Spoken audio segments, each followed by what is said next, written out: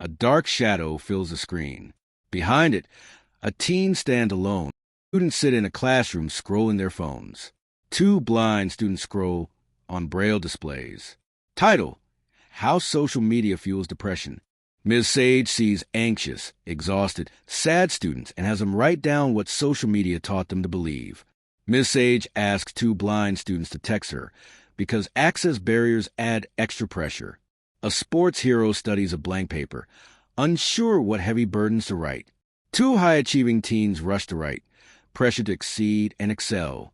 The class clown isn't laughing. His humor is armor, hiding deep hurt. Cheerleaders smile outwardly, but feel quietly lost as they scribble their answers.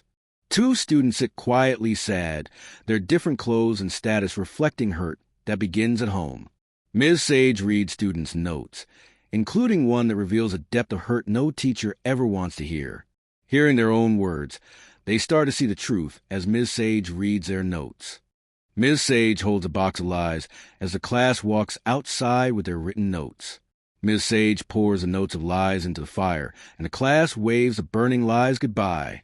Ms. Sage and the class walk back inside with smiles. A cheerleader deletes posts that hurt her and sets time limits on her social media scrolling.